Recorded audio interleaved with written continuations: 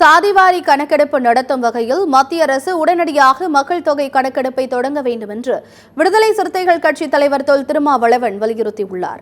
புல்வாமா தாக்குதலில் உயிரிழந்த ராணுவ வீரர்களுக்கு 6ஆம் ஆண்டு நினைவேந்தல் நிகழ்ச்சி சென்னை தியாகராய நகரில் உள்ள சார் பி.டி. தியாகராயர் மண்டபத்தில் நடைபெற்றது. தமிழ்நாடு முன்னாள் மத்திய ஆயுத காவல் படை சங்கம் சார்பாக நடைபெற்ற இந்நிகழ்ச்சியில் விசிக தலைவர் திருமாவளவன், தமிழக வாழ்வுரிமை கட்சியின் தலைவர் வேல்முருகன் உள்ளிட்டோர் கலந்து கொண்டு பேசினர்.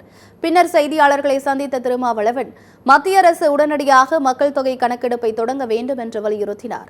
துணை ராணுவ படையினருக்கான சலுகைகள் குறித்த கோரிக்கைகளை தமிழக முதலமைச்சரிடம் நிச்சயம் எடுத்துச் செல்வோம் என்று அவர் குறிப்பிட்டார். தமிழக வெற்றிக் கழக தலைவர் விஜய்க்கு ஓய்பிரிவு பாதுகாப்பு அளிக்கப்பட்டதை வரவேற்பதாக திருமாவளவன் தெரிவித்தார். மக்கள் தொகை கணக்கெடுப்பு நடத்தக்கூடிய அதிகாரம் இந்திய ஒன்றிய அரசுக்குத்தான் இருக்கிறது. அது மாநில அரசுகள் எடுக்க முடியாது.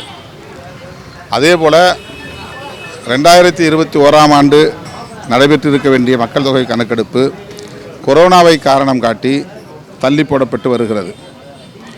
அதை உடனடியாக அவர்கள் நடைமுறைப்படுத்த வேண்டும். மக்கள் தொகை கணக்கெடுப்பை தொடங்க வேண்டும்.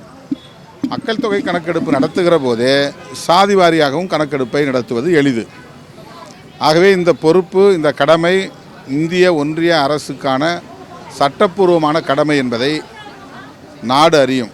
ஆனால் தமிழ்நாட்டில் சிலர் அரசியல் செய்வதற்காக மாநில அரசு செய்ய வேண்டும் என்று சொல்லுகிறார்களே தவிர இந்திய ஒன்றிய அரசுக்கு எந்த கோரிக்கையும் அவர்கள் வைக்கவில்லை.